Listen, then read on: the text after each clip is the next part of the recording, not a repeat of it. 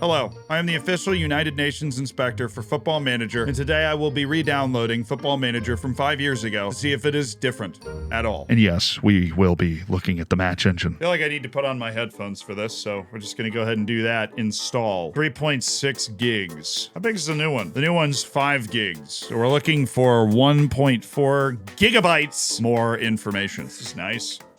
So, come here often. Okay, the game has officially downloaded. It had music? I don't remember it having music. Dude, it has music. What is this? Yeah, we probably can't actually play the music for you, but they have music and it's kind of bumping. So let's just start a career. I'll just go Premier League easy. Hey, look at that. It's Man United instead Man UFC. Manchester hasn't sued them yet. If you have no idea what I'm talking about, Manchester United did actually sue Football Manager, and linked up there is a video of what happened. We'll go ahead and start with Tottenham, see if we can win them a trophy. Look at the add remove leagues, and honestly, it's a lot of the same leagues there right away. Don't think we need a big database for this one. Disable player attribute masking. All right, we've made it to my created character from Football Manager 18. And I must say, look, they don't look great now, these characters. They definitely look worse back then. You can tell it's not anatomically accurate because if my arms were this long, I'm pretty sure I'd be playing in the NBA. But I've got nice wide hips, that Eden Hazard build. My hair is also in my ears, which is true. That's why I use the Manscaped ear, nose, and hair trim. Sorry. All right, so let's use this profile. Let's make me actually good enough to coach at this level and then start playing. So the left does feel remarkably similar. I honestly didn't know dynamics and hierarchy and all that stuff was this old. I don't remember it being back in this game, but all of this stuff already existed. That's crazy. Let's go to tactics. Ah, they don't have the tactic introduction thing, which could make this a lot more intimidating. We can move players to all the same places. Oh, there's a sweeper, dude. Oh, I totally want to come back and play this game and make a tactic that uses a sweeper. What in the 1890s nonsense is going on here? There's actually a feature that's not in the newest version of the game. If I click on this right here and go right there, and then I hold it, you see how it goes a lot wider? Does it do it in the midfield too? No way. You're telling me it's easier to move the guys around the tactic minimap 5 years ago than it is now. So you see what I'm talking about, right? When you pick this up and there's 3 midfield spots, they're all right next to each other. But if you put someone in the midfield, if you put someone in the middle of the midfield and then you pick somebody else up, it goes wider. So it's really easy to place them. Oh, what about 2 on the sides? No problem at all, dude. This is such an annoying little problem in the I mean, it happened to me on stream today. Gadget, find the clip. Bring in Jake Evans for Nico. Just bring him up. That's exactly what I meant to do. Thank you so much. Oh my goodness.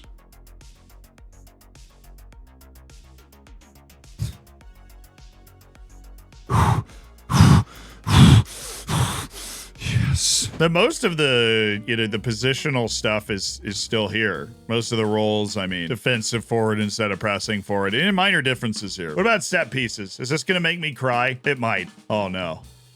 It's the exact same UI, and I'm assuming the exact same like instructions. You can tell them where to play it. Yep. You have the exact same places to drop them. Let me look at free kicks. Like free kick defense, we have the same 4 collections of different things it can be. I mean, it's the same thing. This is 5 years ago. Did even games that don't come out every year, even games that come out every decade, update their UI? And not just for update's sake either, just actually giving you maybe a few more managerial options. They've been stuck in neutral on this for a long time. And if you're always wondering why I'm upset about set pieces and the UI and what you can tell players to do, this is why. This is 5 years ago. I mean, they haven't added any options at all. It's the exact same thing. It's the same options, same number of zonal players. And I know they've changed the way that set pieces work in the actual match engine, like the way things happen, but they have not created any more options over the last 5 years for us to do with this. The team report, this doesn't really exist anymore, but this is just changing the way they present information. There's obviously no data analysis center. All of that stuff has been introduced in the last 2 to 3 years, but we do have this stat sheet, which does show you mistakes leading to goals and aerial challenges won. So this is basically the original data hub. Let's go to stats. staff, the staff responsibility screen. Tell me this doesn't look better than the staff responsibility screen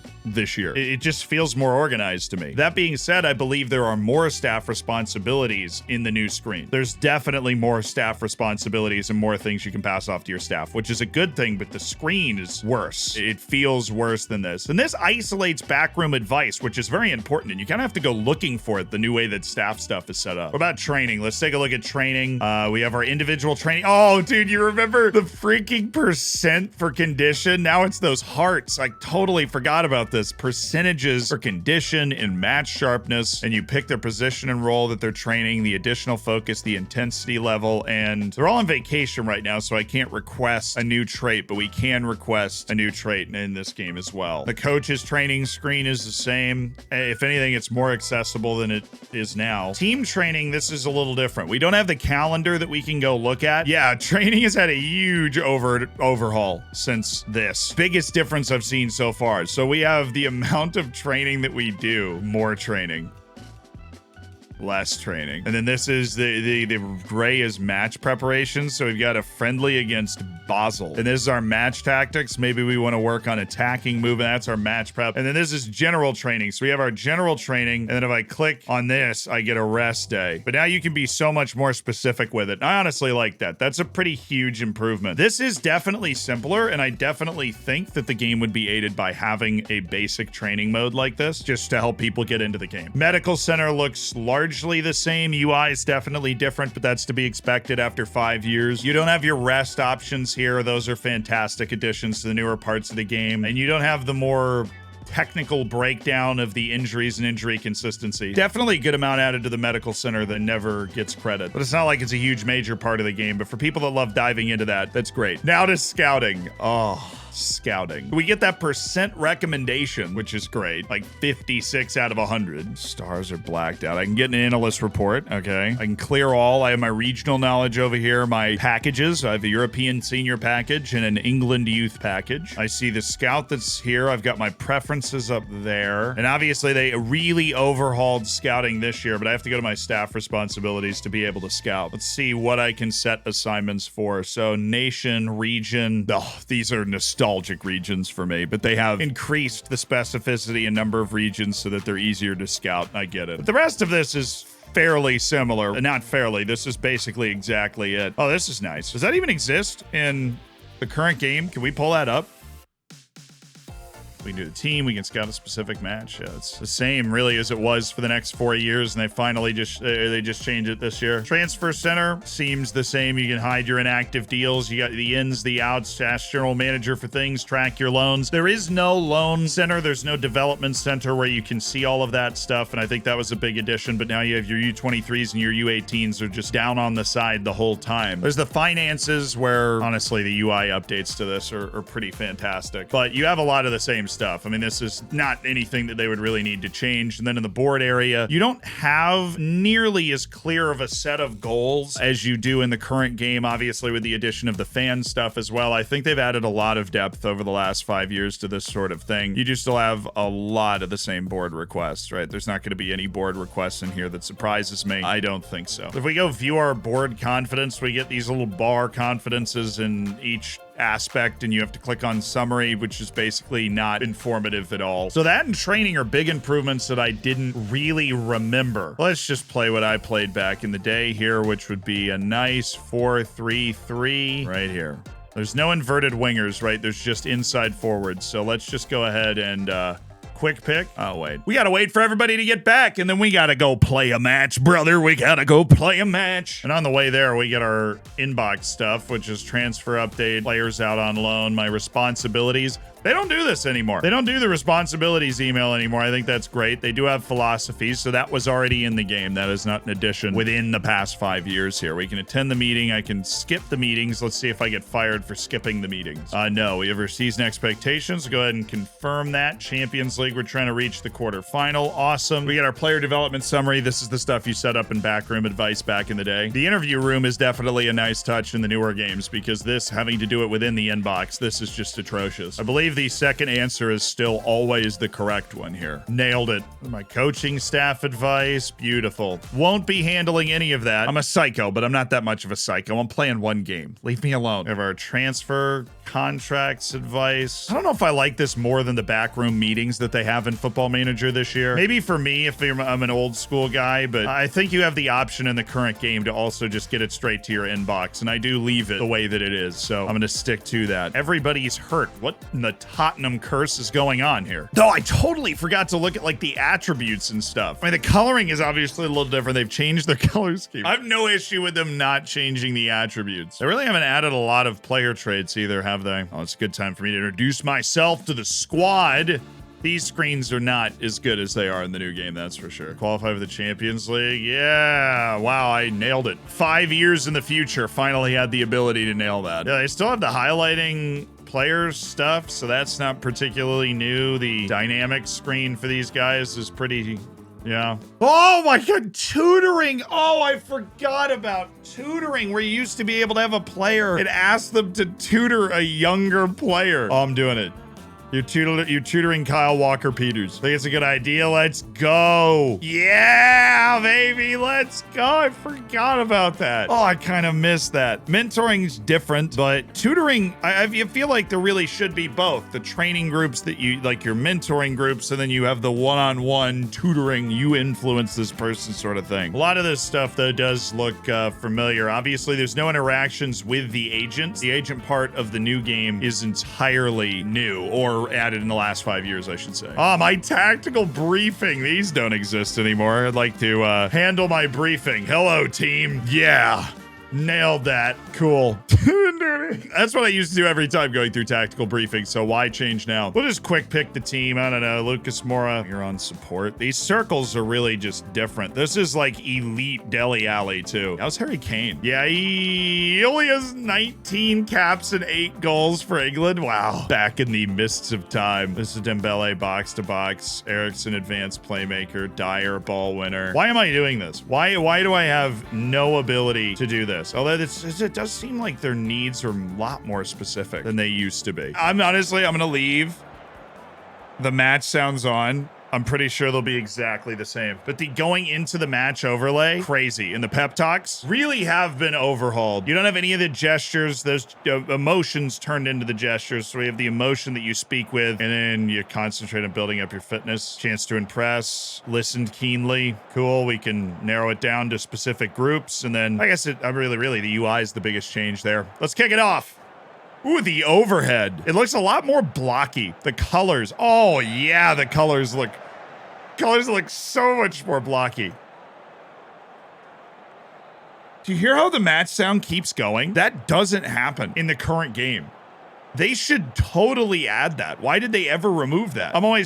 My immersion is always broken when I pause the game and the match sound goes away, but now I pause the game and it stays. All right, so there is sideline, and then we have camera height. We take that all the way down. This is how I always watch matches, and then match speed 1 over, match speed between highlights, ultimate, notifications. Oh, we can change notification time. Oh, and we do panels. Oh my goodness, I forgot about these things. And then you just move them around. I understand why they got rid of these, because this is just not a realistic feel. They've done a lot. I felt like the biggest differences were going to be in the match, and you can already feel all of them. The only one I don't like is that the sound doesn't continue even after you pause in the current game, but I get why they got rid of these panels. What do you think we need? Like match stats, clear-cut chances used to be king. Give me action zones. Oh, I can move this too. I mean, the fact that it is moddable is cool, because this is like shouts. Yeah, your shouts come from here. I don't really remember what these logos mean. That's select team shape.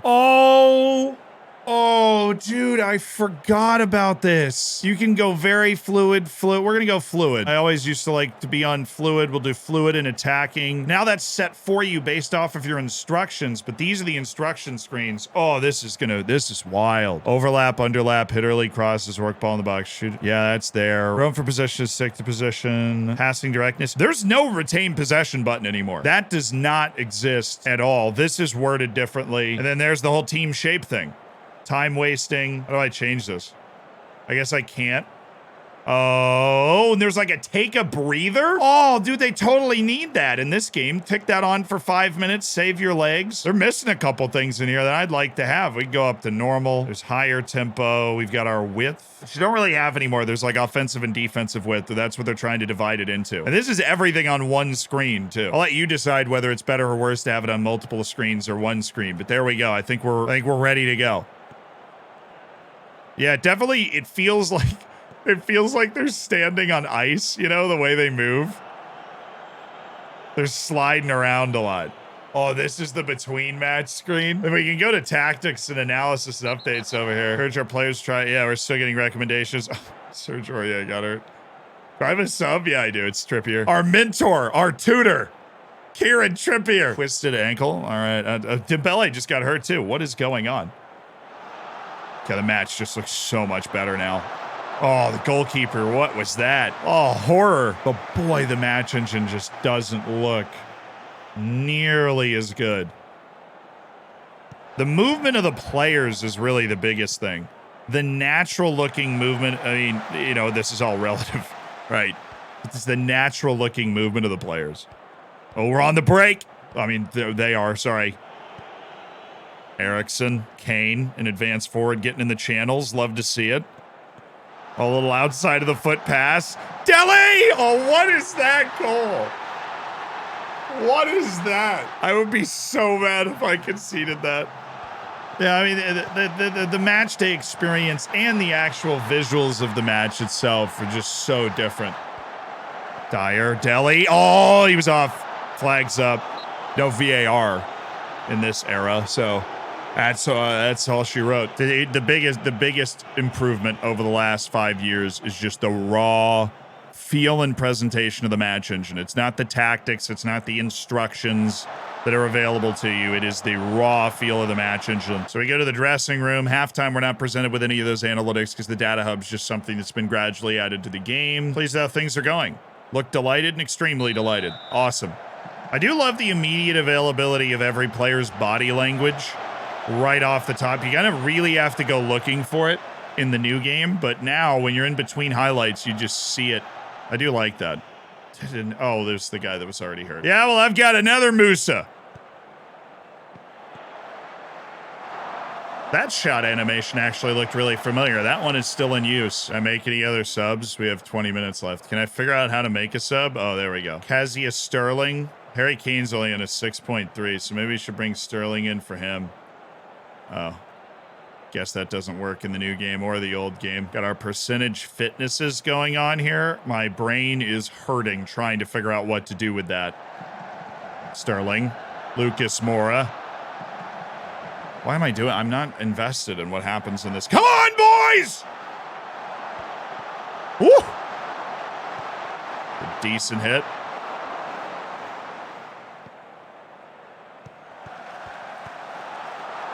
I remember those days of shambolic 1v1 finishing, and this game is definitely right in the sweet spot of those games that just had such annoying 1v1 finishing.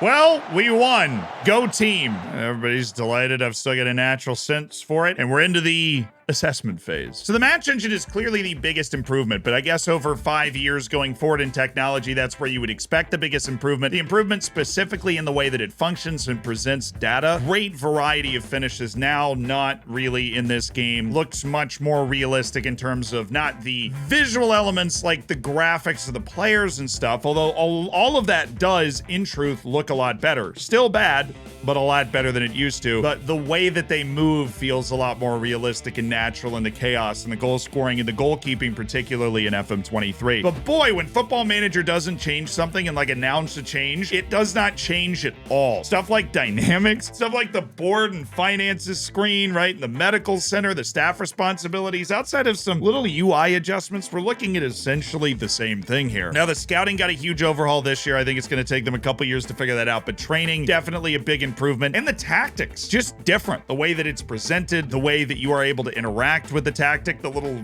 moving thing around the screen. You know what hasn't changed at all? Set pieces and your options within them. That is kind of insane. So to answer the final question, would I rather play FM18? No, I'd rather play FM23. The immersion is simply much greater, but there are definitely a few things here that I would like to bring along. Give me the match sounds when I'm paused right now. So help me, give me the match sounds.